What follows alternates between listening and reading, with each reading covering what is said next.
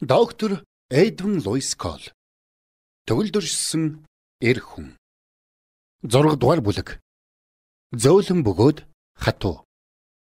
Клуб 700 намайг зочноор өрөх үед би тэдний урилгыг тун баяртай хүлээн авав.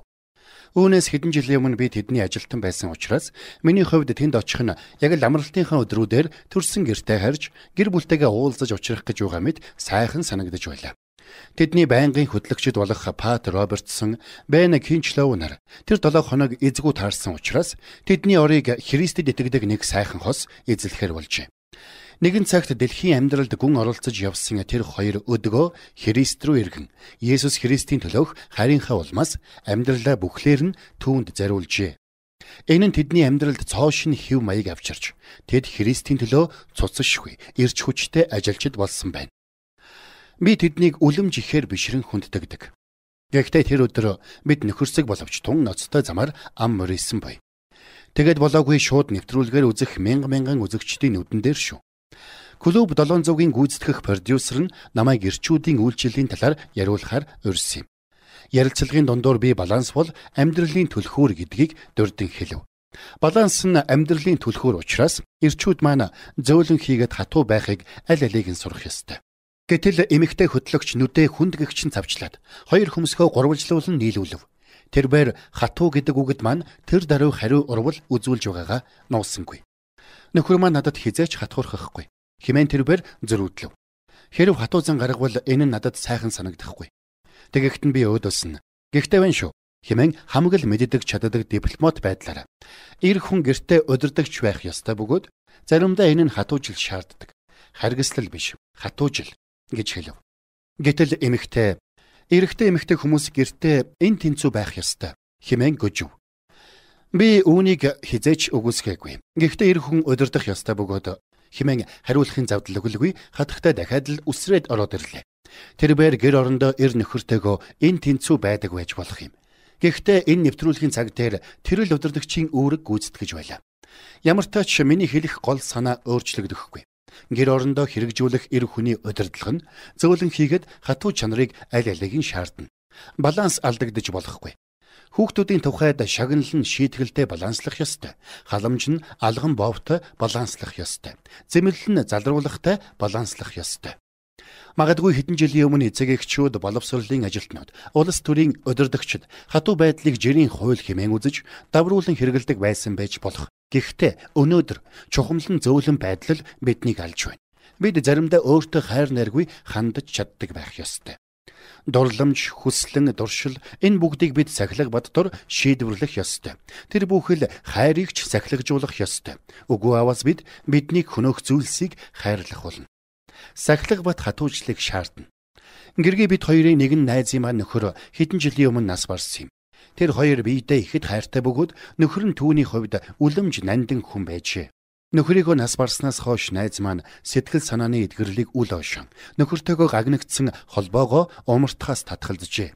Тэрээр гэр орноо яг л нөхрийнхөө амьд ахуй инх шиг авч явна. Юугаач өөрчилсөнгүй. Нөхрийгөө яг л амьд сэрүү мэд одоо цагаар ярина. Тэрээр нөхрийгөө үнэхээр халуун дотн хайрладаг байжээ. Гэтэл өр зөөлөн чанар нь түүнийг хөнөөж байв. Найз маань сэтгэл хөдлөлөө сахилгажуулж чадахгүй. Нөхрийгөө амьд гэж үзсэн учраас нөхөр маань нас барсан гэдэг үннийг өөрөө өөртөө хүлээн зөвшөөрсөнгүй. Найз маань өөрийнхөө төлөө шинэ амьдрал эхлүүлж чадсангүй. Түүнд шинэ амьдрал бүтээж өгөхийн төлөө ажиллахыг бурхандж зөвшөөрсөнгүй. Нэгэн цагт хайртай нөхөр, халуун дотн найзууд, бүрэн бүтэн амьдрал байсан газар эдүгээ зөвхөн дурсамж, шүүгээ дүүрэн хувцсал үлджээ. Энэ нь түүний өөрийн биеэр бүтээсэн цөллөг ганцаардал байлаа. Түүний өр зөөлөн байдал нь явандаа өөрт нь зовлон болжээ.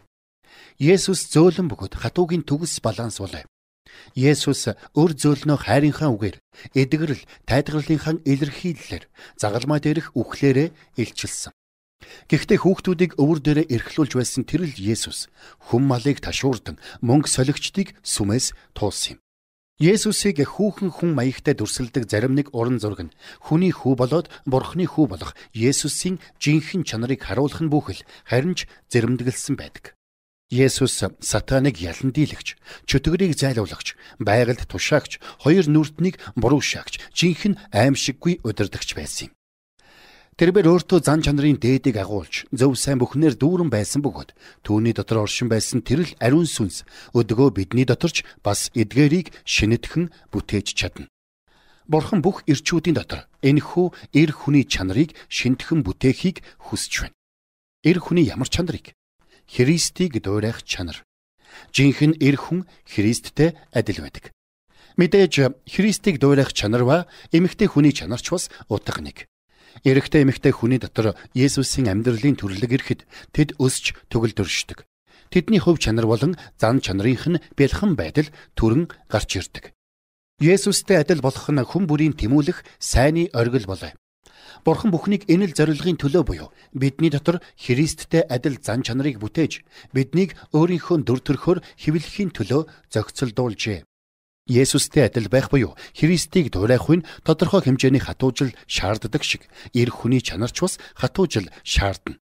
Жинхэнэ эр хүний талаарх ойлголтыг надад анх олноороо эндрийн ханхүү хэмээн авгаалдаг доктор C.E. Бриттон өгчүүлээ. Тэр байр хүүхэд байхдаа нурууны гэмтлийн золиос болсон бөгөөд ердөө метр 50 санжаас өндөргүй биетэй хүн. Гэхдээ бие махбодын нөхцөл байдлаас үл хамааран доктор Бриттон Калифорнийн Алхамбра дахь Бетаны чуулганд 40-оос олон жил үйлчилж яваа жинхэнэ эр хүн шиг эр хүн байв. Тэр байр миний мэдих хамгийн онцгой ирчүүдийн нэг. Түүний хувьд өвчнгүй хонох ганцч шүн үгүй боловч тэр байр бурхны хүчрхэг ирчүүдийг идэхэмжтэй хийгээд гайхамшигтайгаар сахилга боддоор хүмүүжүүлж тэднийгээ дэлхийг хамарсан үйлчлэл үүсгэн байгуулж явааг хардаг. Доктор Бриттон нэгэн бүтэн сайнны цуглаан дээр Лук 13 дугаар бүлгээс номлож байлаа. Тариачин инжирийн модныхоо навчстор инжир ургахыг хүлээдэгтэй адил бурхан ч бас бидний амьдралаас үр жимс хүсэн хүлээдгийг тэр бэр тайлбарласан юм. Бурхан бидний дотор ажилласны дараа биднээс нүдэнд харагдах үс үр бүтээгдэхүүн, үр дүн, үр жимс гарах ёстой. Бид бурханы учраас тэр бэр биднээс үр жимс хүсэн хүлээх бүрэн эрхтэй. Тэр үр жимсийг эр хүний чанар гин. Бурхан тарьсан бүхнээсээ үр бүтээгдэхүүн хүсдэг. Жүржийн мод жүрж гаргана, усан үзмийн мод усан үзэм гаргана. Инжирийн мод инжир гаргана. Та усан үзмийн оронгоос нэмбэг авахгүй, жүржийн модноос инжир авахгүй. Бурхан биднийг эр хүн болгож бүтээсэн бөгөөд өөрийнхөө сүнсийг бидний дотор тарьсан. Тэрбээр бидний эр хүний чанараас үр жимс хураахаар хүлээж буй. Хэрв бид дотроо үр жимс ургуулахгүй байх сонголт хийвэл яах вэ? Лук 13 дээр Есүс шавнарт мод тогтсон цагта үр жимсээ гаргахгүй бол тасалж хай гэсэн. Иохан 15:2 дээр Есүс үр жимс гаргахгүй бол сугалж хай хэмээн чухалчлан айлджээ. Энэ зарчим тандж, нададж хүчин төгөлдөр хэрэгжинэ. Бурхан нэгүүлсэл, хайр, үннийхээ бүхий л орц найрлагыг Есүс Христээр дамжуулан энэ дэлхийд өгчээ. Түүний авралыг үгүйсгэн гэдэг нь мөнхөд таслагдахын нэр. Үр жимс гарга. Эсвэл тасдуулж хаягд. Үржлийн энэхүү зарчим нь амьдралын альж талбарт хүчинтэй. Ажил хэрэг нь бүтэмж муутай яваа нэгэн бизнесмен байжээ. Миний найз түүний асуудлыг нэгтлэн шалгаж, дүгнэлт хийгээд эцэст нь асар том эргэлт авчрах зөвлөгөө өгөх санаатай байв.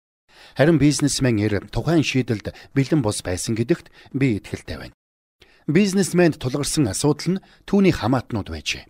Тэр бэр өөрийнхөө ажилд хүн хүч болгохоор хамаатнуудаа олноор нь ажилд авсан боловч тэднээс ямар ч үр бүтээл гарсангүй. Саднууд нь түүний санхүүг ёстой л алж байв. Гэхдээ садан төрлийн холбооноосоо болоод тэр бэр тэднийг сахилгаж уулчиж халж чадахгүй. Атсын шаланд оржээ. Тэгээд бизнес нь будаа. Хэрв тэр залуу үрж, бүтээ, эсвэл таслагдж гэж хэлж чадсан бол бизнес нь одоо ч цэцгэлсээр байхыг үгүйсгэхгүй. Түүний хатуу зөвлөний баланс алдагджээ. Чуулганд ч ийм байдал гардаг. Зарим чуулган ямар ч үр жимс, үр бүтээл гаргахаа болоод өчнөн жил болж байгаа хүнийг өрөвч сэтгэлийнхэн улмаас байр суурьнд нь хэдэн жилээр ч хамаагүй хадгалдаг. Хүндэтгэлийн цуглаан болгон дээр толгойн өвчин хөдөлдөг нэгэн чуулганыг би мэднэ. Яг л хүний хойтхыг унших мэт үхэнз магтаал хүндэтгэлээс нь болж пастор нь цохол нулимсаа баран гутардаг байв. Гэтэл хэргийн эзэн төгөлдөр хуурч тэнд бараг 20 жил болсон бөгөөд түүнийг байрнаас нь зайлуулахыг хинч хүсэхгүй тул мөнөөх пастор юу ч хийж чадахгүй байжээ. Тэгэдэж төгөлдөр хуурч маань чуулган дотроо танилын холбоо бүхтэй байв. Үнэн дээр пастор мөнөөх төгөлдөр хуурч болон түүний холбоотнуудад хандан үрж бүтээ, үгүй бол таслагд гэж хэлэх хэрэгтэй байсан юм. Үхмэл үйлсээсээ гэмших гэдэг нь зөвхөн махан биеийнхээ үйлсийг хаяхын нэр бишээ. Энэ нь Бурхны хаанчлалын маш өргөн утга хил хязгаар бүхий зарчим юм. Таны хийж буй ямар ч үр бүтээлгүй ажил чинь бас үхмэл үйлс мөн. Үүнийг гэмшиж хаях ёстой. Үүний хооронд үр бүтээмжтэй зүйл хий. Өрөвч сэтгэлээ дагаж үхмэл үйлсээ бүү хадгал. Өрөвч сэтгэлээсээ болоод хүмүүсийн тээж явдаг хэрэгцээгүй ачааг сандаа. Тэд үнэндээ үүндээ дургүй, салахын түүс болдог атла сэтгэл мэдрэмжээсээ болоод тэврээд л яваад байдаг. Бурхны хаанчлал нь хүмүүний сэтгэл хөдлөл дээр бус үнэн дээр суурилдаг. Шийдвэр өгдөж бас ийм л замаар төрөх ёстой. Шийдвэр гаргах нь эр хүний нэгэн тэмдэг мөн. Амжилт бол шийдэмгий чанар гэдгийг амжилттай эр хүн бүр мэднэ. Олон жилийн тэртээ Christian Broadcasting Network-т үйлчилж байхдаа би тус газрын ажилчдад зөвлөх, эсвэл тэднийд айлчлах, эсвэл зүгээр л тэдэнтэй нөхөрлөх дуртай байлаа. Бэлтгэл ажилтнаас ганган хослолтой ерөнхийлөгчийн суудлал руу дэвших нь ховор тохиолдол бишээ. Гэхдээ миний хувьд ганган хослолтой ерөнхийлөгч гэхээс явдаг хувцсны шүүгээ гэвэл илүү зохих байлаа. Тэр өдрүүдэд би шийдвэр яаж гаргадаг үйл явцыг өөрийн биеэр харсан юм. Тэр үед CBN олон сайхан дуу хөгжим танилцуулахаас гадна бичлэг хийдэг байлаа. CBN дотор House Top Records хэмээх нэлээд оновчтой гэмээр нэртэй дотоод салбар байв. Үүний гол санаа нь зөвхөн хөгжимчд ба хөгжим үйлдвэрлэлд зогсохгүй, мөн тодорхой хэмжээний мөнгө олоход оршиж байв. Ашигар нь клуб 700 тэтгэн. Гэтэл гол нь ямар ч ашиг гарсангүй. House Top-ийн амжилтыг гүн гүнзгий судалж, нарийн дүн шинжилгээ хийх өртгийн шинжээчийг томилон ажилуулв. Өртгийн шинжээч маань бичлэгүүдийг судлан, санхүүгийн байдалд дүн шинжилгээ хийж, ирээдүйн талаарх төсөл гаргаад, үүнийг товч боловч маш тодорхой тайлагнан бичээд Pat Robertson-д хүлээлгэн өгчээ. Pat энэ бүхнийг нэхуур судалж, хомсдлыг нь олж харна. CBN-ийн санхүүгийн алдагдлыг ухаарсныхаа дараа залбираад шийдвэрээ гаргажээ. Алдагдал их, мөддөө ашиг олох аргагүй байлаа.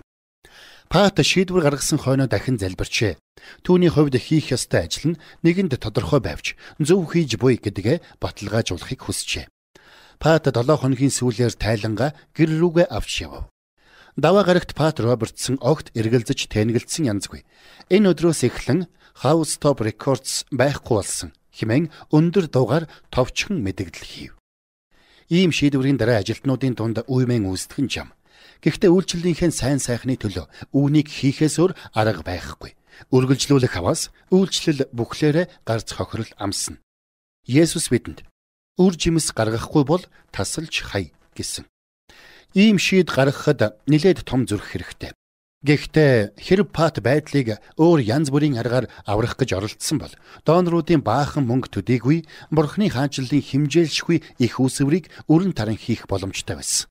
Шийдвэр, хатуужил, удирдлага. Эдгээр нь эр хүний шинж чанар. Эр хүн бүр хатуу байх ёстой үе бий. Хүүхдүүд маань намайг шийдвэр гаргасаар ирсэн. Гаргасан шийдвэр дээрээ зогсож чаддгийг мэднэ.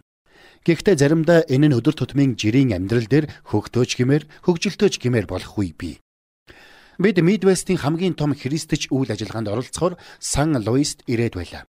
Би тэрхүү арга хэмжээг зохицуулах үүрэг хүлээсэн бөгөөд 200 чуулганд нэгэн ижил ажлыг нэгэн зэрэг амжилттай хийлгэх нь миний хийх ёстой ажил байлаа.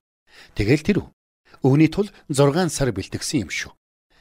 Хэдэн зуун хамтран ажиллагсад мянган хүн хурсан тэр газар гэр бүлийнх маань бас нэмэгдэж ирэв. Тэнд байгаа хүмүүс бүгдээрээ л бөөм баяр надаас бусдын шүү. Би үйл ажиллагааг зохион байгуулж, нарийн ширийн болгоныг хянаж, бүгдийг шил толмид өө сэвгүү болгох ёстой байлаа. Гэтэл дээрэс нь бас эхнэр 2 охин бид 4 бүгдээрээ буудлын нэг өрөөнд чигцэлдэж байлаа. Миний хувьд дарамт нэлээд өндөр байв.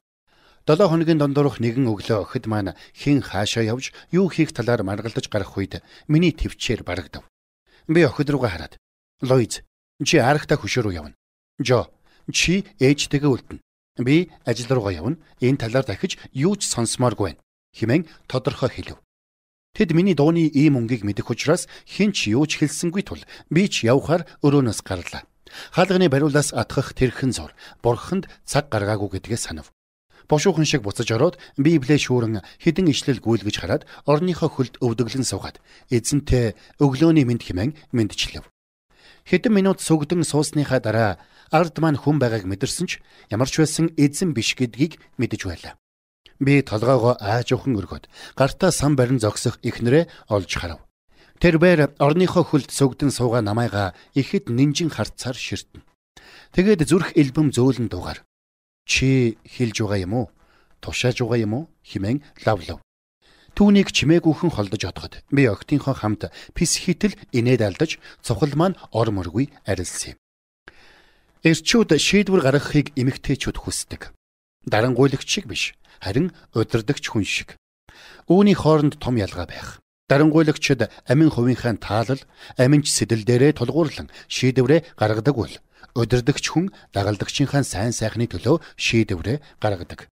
Үндэстнүүд, гэр бүл, эмэгтэйчүүд, хүүхдүүд эдэнд шийдвэр гаргадаг хүн хэрэгтэй. Шийдвэр нь дандаа зөв байна гэж байхгүйч ямагт шийдвэр хിവэрэл үлддэг. Шийдлгүй байдал нь өөрөө хариуцлагагүй шийдвэр мөн. Хашаан дээр мордож суусан хүн унах үедээ хүндхэн гэмтэн гэж манай нэг найз олон жилийн өмнө хэлж үлээ. Ингэх нь аюултай. Шийдэмгий бус байдал тогтворгүй байдлыг бүтээдэг. Хоёрдмал бодолтой хүний арга замууд нь тогтворгүй гэдгийг бичээс мэдэгддэг. Яаков 1:8. Хоёр дахь таамаглал нь хэдийн гаргасан шийдвэртээ итгэлгүй байгааг нь тэмдэг. Гаргасан шийдвэр маань алдаатай бөгөөд буруу гэдг нь батлагдвал үүнийгээ хүлээн зөвшөөр, гэмш, сургамж ав. Тэгээд энэ цэгээс урагшаа яв. Хэрв бурхан биднийг уучлчихад байхад бид өөрсдийгөө уучлахгүй бол бид өөрсдийгөө түүнээс авууга болгож буй хэрэг. Өнгөрснөө мэрэгэн ухаанаар мартаж чаддаг байх нь эр хүний төлөвшлийн нэгэн хэсэг. Энэ нь жинхэнэ эр хүний чанарт зайлшгүй хэрэгтэй зүйл. Нэг л гмийнхээ төлөө ахин дахин уучлал өршөөл шаардаад байх нь шударга бус хэрэг. Нэгэнд уучлагдсан бол мэрэгэн ухаанаар мартах хэрэгтэй. Мэрэгнээр мартах гэдэг нь тархинаасаа гаргаж хаяхыг хэлэхгүй. Харин тэр нүглээ хэн нэгний эсрэг хизээж дахин барихгүй гэсэн үг. Асгарсан сүний төлөө уйлж, харуулслаар амьдарч, эсвэл өнгөрсний алдаагаа тээж явах эдгээр нь бүгд буруу. Өнгөрсний алдаагаа тээж амьдрах нь өөрөө алдаа юм. Чикагогийн христч станцыг үүсгэн байгуулагч Овен Кар тулаан бол эзнийх номдоо түүнийг үйлчлэлд хөл тавьж байгаа мэдээнд Есүст итгэдэггүй аав нь хэрхэн хандсан талаар өгүүлжээ. Аав нь залуу Овенд хүү минь эхлэх гэж байгаа бол бүү зогс. Харин зогсох гэж байгаа бол бүү ихэл гэж загчээ. Эрчүүд шийдвэрийнхээ хариуцлагыг бүрэн үүрнэ. Төлөвшлийн гол мөн чанар нь үүрэг хариуцлага үүрэхэд оршдог. Харин төлөвшил нь эр хүний чанарын голч чанар. Төлөвшил нас дагаж ирдэг гэсэн түгээмэл сэтгэлгээ бий. Худлаа. Та нас нэмэхдээ хөгшөрдөг. Харин төлөвшил нь үүрэг хариуцлагаа хүлээн авахдаа хамт ирдэг. Амьдралын альж талбар дээр бүтэлгүйтлийнхээ хариуцлагыг хүлээн авах нь амжилтын суур дэвсгэр. Алдааныхаа хариуцлагыг хүлээн авах хүсэлгүй хүмүүн нь амжилтандаа хариуцлагатай хандж чадахгүй. Энэ үнэн бизнес, гэрлэлт, бүхий л амьдралд хүчинтэй. Гэрээсээ дайжиж буй хүүхдүүдийн талаарх статистикийн тоо баримтыг хараад гайхах явдалгүй.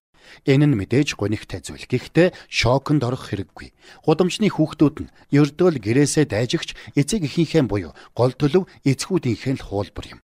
Намайг Калифорни мужийн хүүхэд залуусын төлөөх хороонд үйлчилж байх үед нөхрүүд нь гэрээсээ зөгцсөн учраас өрх толгойлж үлдсэн 400 мянган эмэгтэй байсан юм.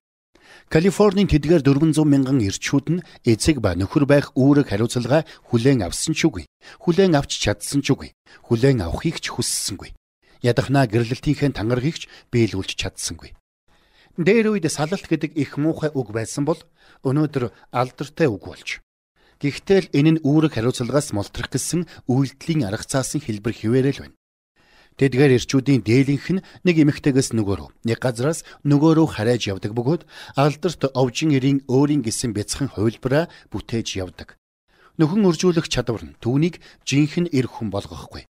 Үнэн дээр тэд сүнсээр төлөвшөөгүй, нялх сэтгэхүйтэй, амьдралын хальсан бүрхүүлдээр тогтогч, зан чанаргүй, үндэсгүй, гүйхэн, яг л хүүхэд шиг эр хүстэн. Зарим эрчүүд 17 тойдоо төлөвшдөг. Зарим нь 70 хүрлэж төлөвшдөггүй. Төлөвшөөгүй эрчүүд чуулгануудыг зулгааж идэж байна. Сүнслэг удирдлагаа ичхүүртэйгээр алдагч эрчүүд нь үүнийг эмэгтэйчүүдийн нуруунд дээр хаяж байгаа хэрэг. Гэр бүл дотроос ахлах бат тогтоох эрх мэдлээ амжилттайгаар нураасан эрчүүд маань одоо чуулган доторх үүрэг хариуцлага устгаж хаягахаар ханцгүй шамалжээ. Чуулганаас чуулганд эмэгтэйчүүд л сүнсний бэлгээ хэрэгжүүлж, эмэгтэйчүүд л зааж, зохион байгуулж, удирдах, эмэгтэйчүүд л аав руу магтаал хүндэтгэлийг илгээж байна.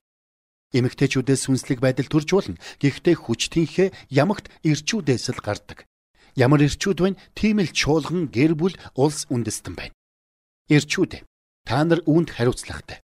Зогтчих түргэн урсгалтай гулсуургаж байхгүй. Бурхан бүх эрчүүдээс эр хүний чанар шаардна. Эр хүн дахин төрж нүглийн уучлал хүлээн авахд зан чанар нь цэвэрлэгдэж, зүрх нь цэвэршдэг. Бурханы тушаал яг ийм цэмцээсэн цэвэр байдал дээр бичигдэх ёстой. Тэрхүү шинэ Христэд итгэгч маань Бурханы үгийг уншиж, залбирлаараа Аавтайгаа харилцах ёстой. Тэрбээр сүнс дотор амьдарч сурах ёстой. Шин зүрх нь яг л Бурханы үг бичээтэй Мосегийн чулуун хавтантай адил. Бид үгийг судлан тунгаан бодоход ариун сүнс зүрхэнд маань Бурханы үгийг сэрүүлдэг. Итгэхэд үе олон жил өнгөрсөн боловч Иохан 3:16-г цээжээр хэлэхээс цаашгүй эр хүн нь Христийг өчигдөрхөн хүлээж авсан хүнтэй адил нялх ажээ. Түүний аврал нь тун жаахан өөрчлөлт авчирна. Тэр Канаан нутгаас хол байна. Тэр өөрт байгаа потенциалаа хизээж Христ Есүсийн дотор орших эр хүн шиг төгөлдршүүлж үзээгүй. Сүнсний төлөвшөлгүй байдал нь түүнийг нүгэл, ёс бус байдал, ёс суртахуунгүй нөхцөл рүү болоод өдөөлт рүү хөтлөх нь тодорхой. Тэрбээр өөрийгөө хизээж үг дотор суйрлуулсангүй. Биднийг мэргэн болгодог. Бидэнд зан үйлдэлийнхээ төрөх байдал, хэл ярианыхаа төлөв байдал, зүрхнийхээ хандлага, хүн чанарынхаа суурийг тодорхойлоход тусалдаг бичээст тэрбээр хизээж суралцсангүй. Таны дотор үг их байх тусам та Христтэй улмал адилхан болно. Үгийг сүнсэндээ суулгах ёстой. Үг бага байх тусам та тэр хэрээрээ үгээс өөр, Христээс өөр болно. Энэ энгийн томьёо нь эрчүүдийг хөвгүүдээс ялгадаг юм. Жинхэнэ эр хүн Христтэй адил байдаг. Би үүнийг ахин дахин хэлнэ. Учир нь энэ бол үнэн. Зөвхөн бидний амьдрал дах Христийн авууга чанар л та бид хоёрыг авууга болгож чадна. Өөр юу ч чадахгүй. Ийм учраас л Иохан Баптист тэр өсч би буурах ёстой гэж хэлсэн юм. Энэ шалтгааны улмаас л Бурхан эр хүний чанараас маань үр жимс ургуулж байхад бид тээг болох ёсгүй юм. Тэнмэл хүүгийн үлгэр нь хүмүүн төрлөختний түүх бүлгээ.